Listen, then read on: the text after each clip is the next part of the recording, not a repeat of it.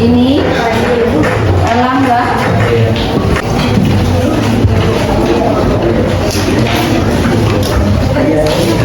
Bagaimana kabar kalian? Apakah sehat semua?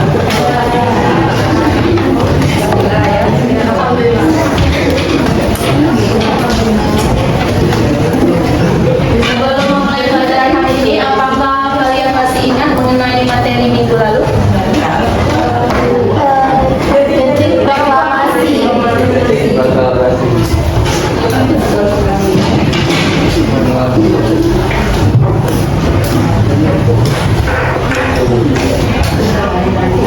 Sebelum memulai pelajaran hari ini, berikut adalah pembelajaran kita. Yang pertama, melalui kegiatan mengamati materi pada media PowerPoint, peserta didik dapat menganalisis perjuangan bangsa Indonesia dalam upaya mempertahankan kemerdekaan dari ancaman sekutu dan Belanda melalui diplomasi. Yang kedua, melalui kegiatan mengamati materi pada media PowerPoint, peserta didik dapat menganalisis dampak terjadinya KMP atau konferensi meja bundar. Yang ketiga, peserta didik dapat menganalisis tokoh dan nilai-nilai perjuangan dalam mempertahankan kemerdekaan. Yang keempat, menghasilkan tulisan sejarah perjuangan bangsa Indonesia dalam upaya mempertahankan kemerdekaan dari ancaman sekutu dan Belanda. Sebelum memulai pelajaran hari ini, adakah kalian yang tahu apa saja bentuk perjuangan bangsa untuk mempertahankan kemerdekaan dari ancaman sekutu dan Belanda? Ya, silakan. Perjuangan fisik dan perjuangan diplomasi. Ya, apa saja contohnya? Perjuangan fisik itu yang perang Ambarawa, yang perjuangan diplomasi itu yang meja bundar. Ada yang lain?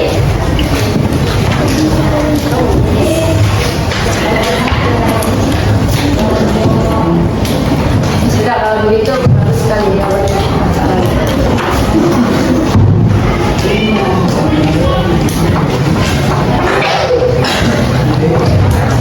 Nah, seperti yang kita tahu kan, proklamasi itu sudah diproklamirkan pada tanggal 17 Agustus 1945. Nah, tapi kenyataannya tentara sekutu di berbagai daerah masih saja melakukan serangan-serangan di Indonesia. Nah, dari situlah rakyat Indonesia menimbulkan reaksi untuk mempertahankan kembali kemerdekaannya dari ancaman sekutu dan Belanda. Nah, dari situ Indonesia menempuh dua strategi atau upaya yang akan dilakukan untuk mempertahankan kemerdekaan dari ancaman sekutu dan Belanda. Yang pertama ada perjuangan fisik, yang kedua perjuangan diplomasi.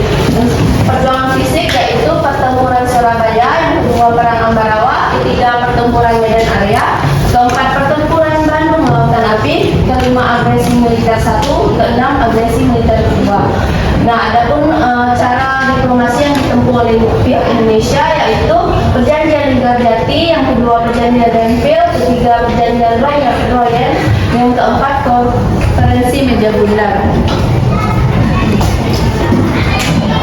Selanjutnya kita langsung masuk saja ke perjuangan fisik.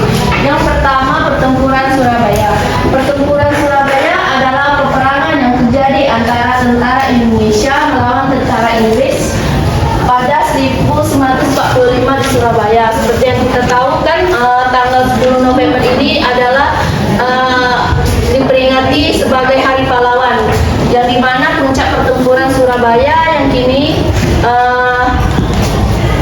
merupakan pertempuran terbesar pertama pasukan Indonesia dengan pasukan asing. Tokoh pertempuran Surabaya ini ada yang tahu? Tokohnya adalah Bung Tomo.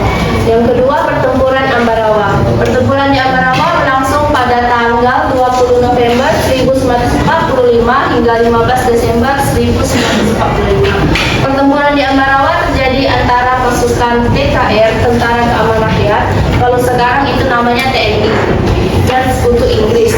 Awalnya mereka datang ke Indonesia untuk menyelesaikan permasalahan kawanan Belanda di Magelang dan Ambon. Belanda merasa bahwa Indonesia ini tidak masuk.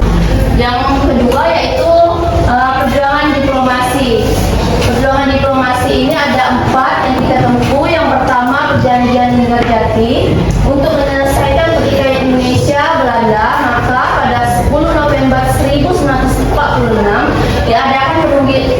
perundingan Linggarjati di Jawa Barat.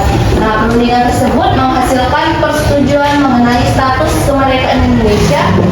Perundingan dilakukan pada tanggal 11 sampai 15 November pada tahun 1946 dan ditandatangani secara sah oleh kedua negara pada 25 Maret 1947. Yang kedua, perundingan Renville. Perjanjian Renville merupakan sebuah perjanjian yang terjadi pasca agresi militer Belanda I yang diselenggarakan dalam rangka meredakan konflik Indonesia dan Belanda. Perjanjian Renville ini terjadi akibat Belanda mengingkari perjanjian Linggarjati dan melakukan agresi militer. Nah, sampai di sini ada yang ingin bertanya? Saya ingin bertanya, Silakan. mengapa bangsa Indonesia lebih memilih jalur diplomasi dalam mempertahankan kemerdekaan? Oke. Siapa namanya? Anissa. Oke, jadi gini Anissa. Kan seperti yang kita tahu kan sebelum diproklamirkan proklamasi di Indonesia itu kan sudah terjadi banyak peperangan yang dilakukan oleh penjajah bangsa asing itu. Nah, jadi Indonesia menempuh jalur diplomasi itu agar tidak terjadinya pertumpahan darah yang banyak lagi. Nah, jadi pihak Indonesia itu menempuh jalur diplomasi untuk mendapat kedaulatan NKRI dari dunia seperti itu. Oke, kita kan sudah melakukan sudah menjelaskan. Nah, sekarang Ibu akan membagi kalian menjadi beberapa kelompok. Jadi tugas kelompok kalian itu kalian akan membuat poster dari aplikasi Canva. Apa saja perjuangan yang ditempuh oleh rakyat Indonesia untuk melawan pihak sekutu dan Belanda. Jadi kan sudah dijelaskan. Jadi kalian itu buat posternya, nanti akan dikumpulkan di minggu depan. Ada yang kurang mengerti tentang tugas ini? Iya. Oke, mengerti semua ya. Oke, ini tentang tugas ini? Iya. Oke, mengerti semua ya. Oke, jadi kesimpulan pelajaran hari ini, jadi ada apa saja tadi bentuk-bentuk perjuangan atau upaya yang ditempuh oleh pihak Indonesia dari ancaman sekutu dan Belanda ada dua kan? Nah, tadi yang pertama apa? Yang kedua? Ya, betul sekali. Jadi ada dua cara yang ditempuh oleh Indonesia. Yang pertama perjuangan fisik, yaitu perang Surabaya. Yang kedua pertempuran Ambarawa. Yang ketiga pertempuran Medan Area. Yang keempat perang Bandung Lautan Api. Yang kelima agresi militer Belanda I. Yang keenam agresi militer Belanda II. Nah, yang perjuangan diplomasi yang pertama perundingan Linggarjati, yang kedua perjanjian Longgroyen, yang keempat yang ketiga perjanjian Renville, dan yang keempat konferensi perjanjian. Oke, Ibu tutup pelajaran hari ini. Terima kasih. Wassalamualaikum warahmatullahi wabarakatuh.